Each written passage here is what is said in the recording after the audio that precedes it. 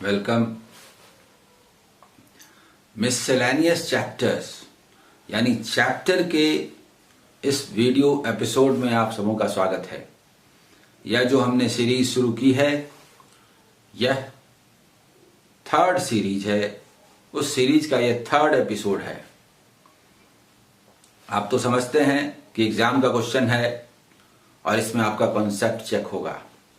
RRB PO mains 11 दिसंबर को जो exam हुआ 2016 उसी का ये क्वेश्चन है और मैं उसके सारे ही क्वेश्चन सॉल्व कर दूंगा, मिससेलेनियस के बाकी क्वेश्चंस को भी, और 5 के सेट में। इस बार भी 5 डिफरेंट चैप्टर्स के ये क्वेश्चंस हैं। जो कंसेप्ट होता है किसी चैप्टर का वही तो मूल है, उससे बाहर कुछ नहीं होता।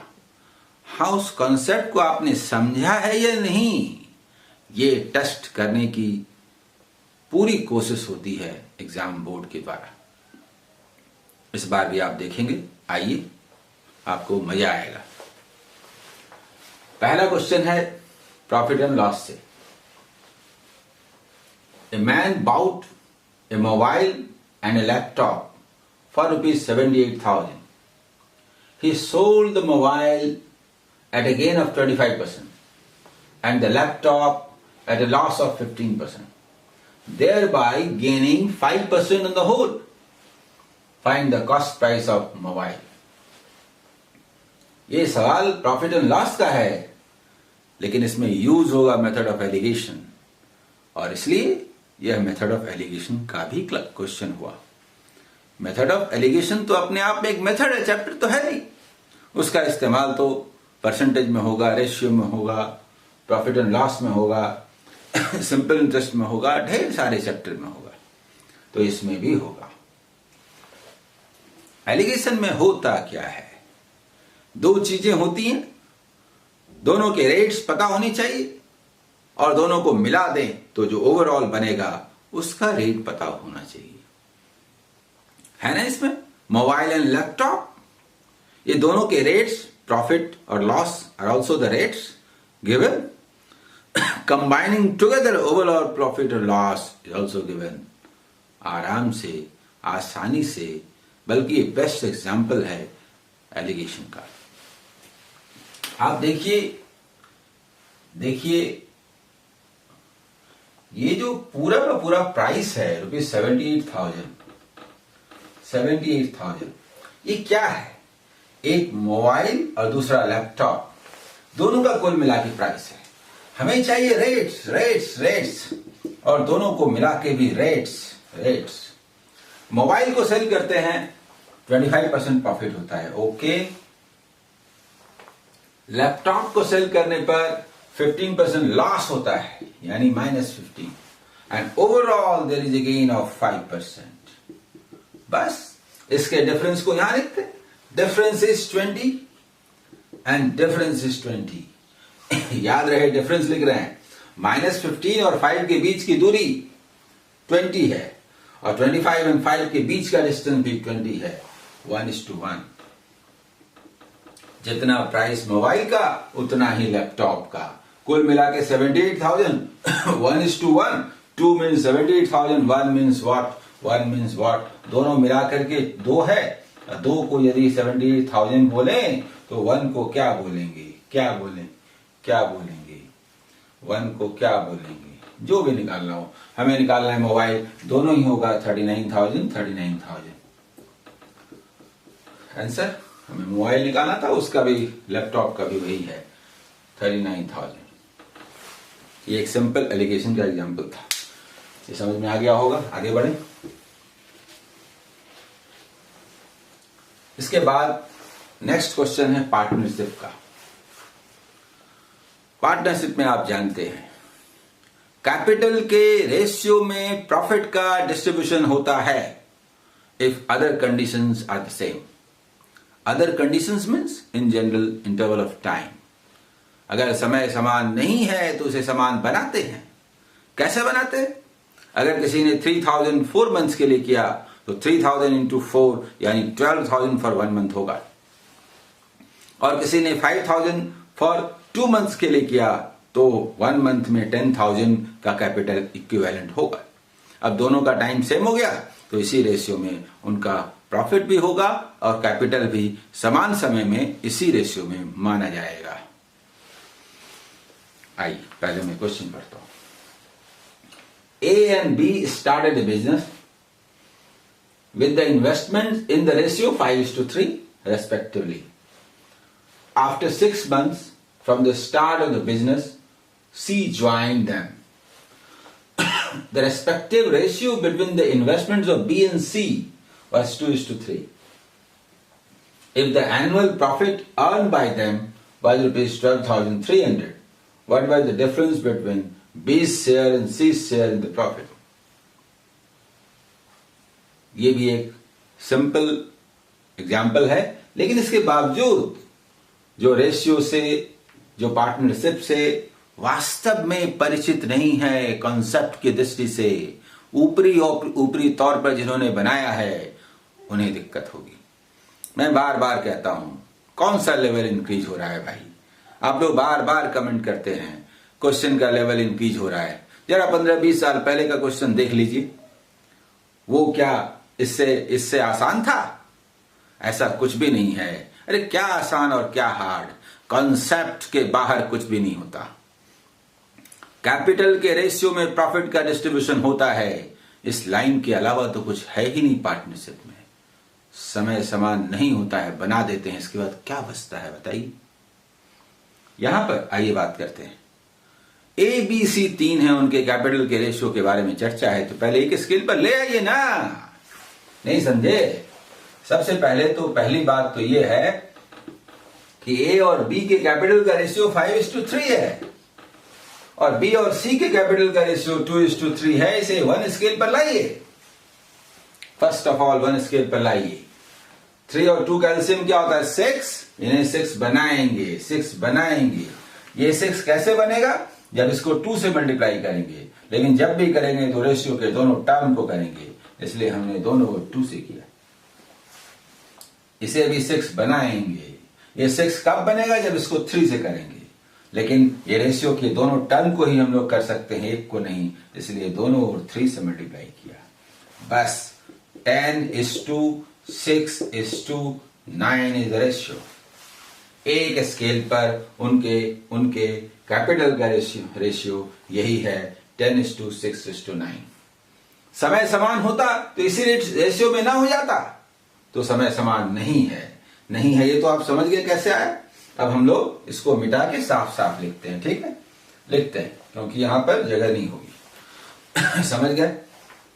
हम लोग लिखते हैं ए, यहां लिखते हैं बी, यहां लिखते हैं सी, और इनके कैपिटल के रेशियो हैं 10, 6 और 9।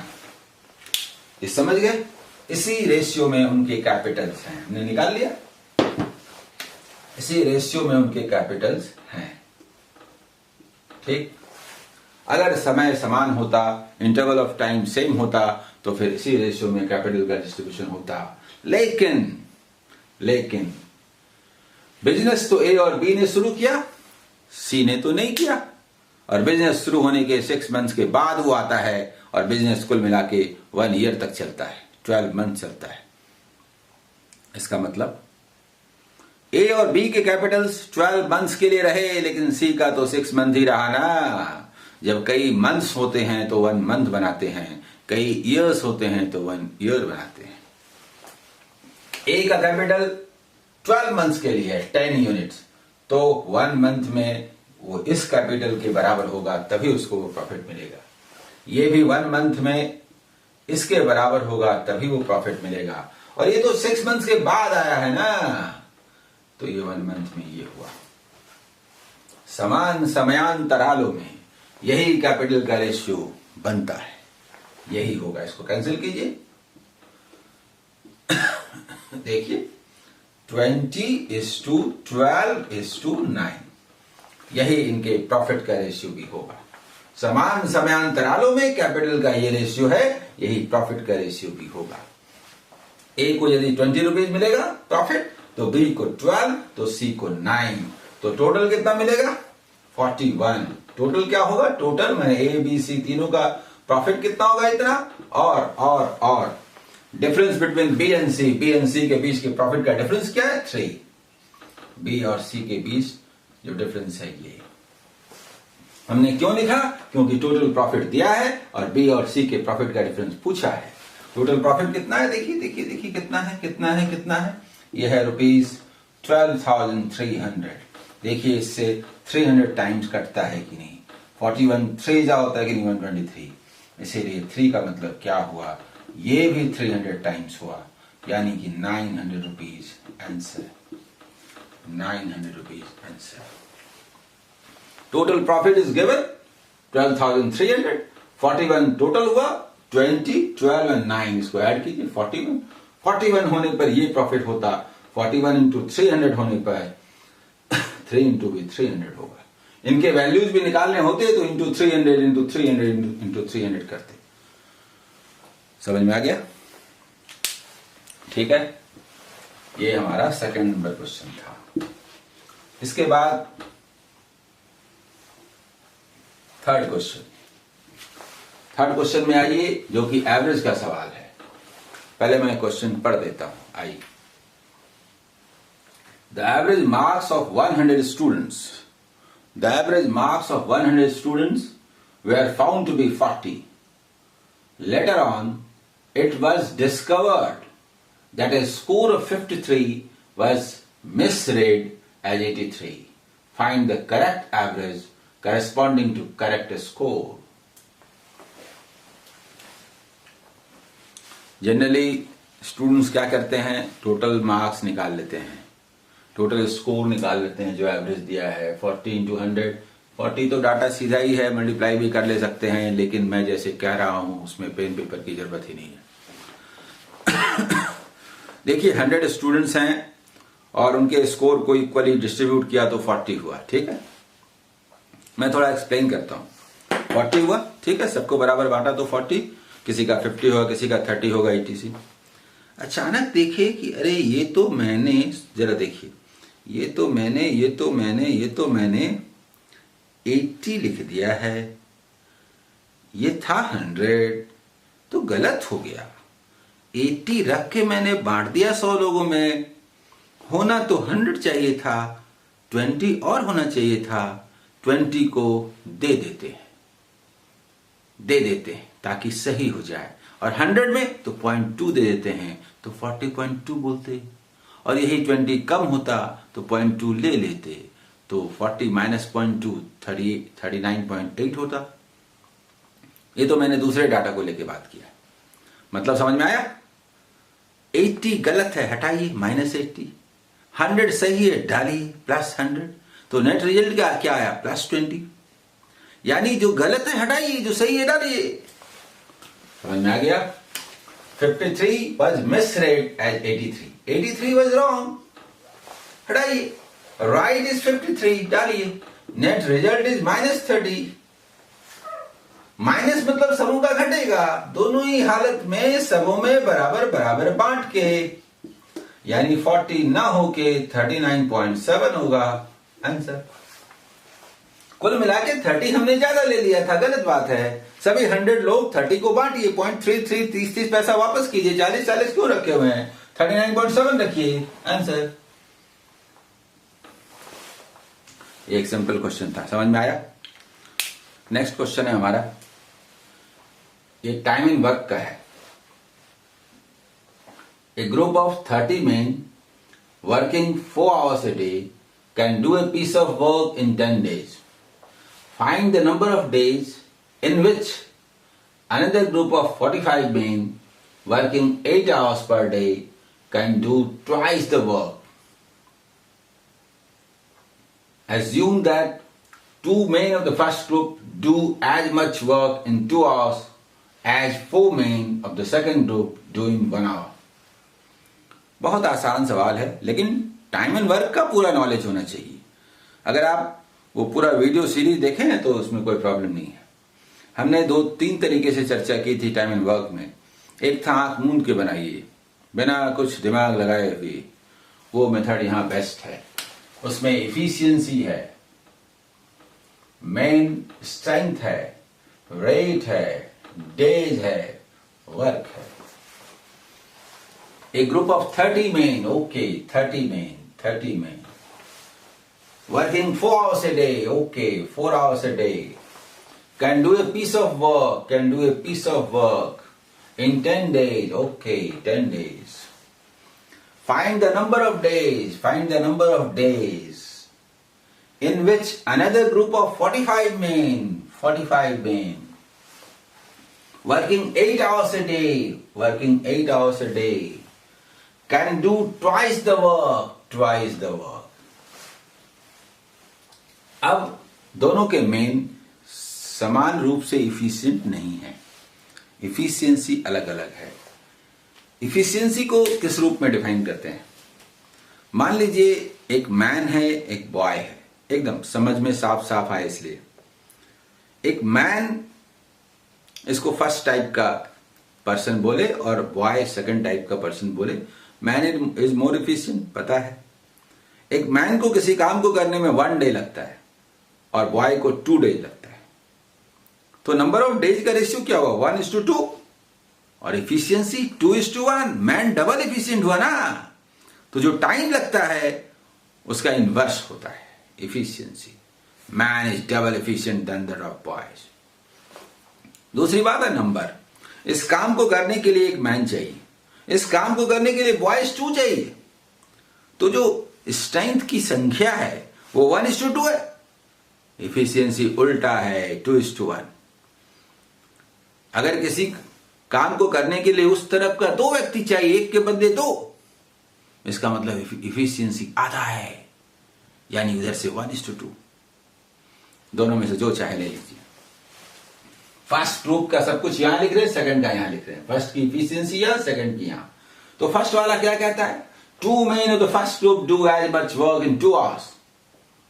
तो उस व्यक्ति को बोले 2 आदमी करता है 2 घंटे में, अरे 1 आदमी कीजिए तो 4 घंटा लगेगा।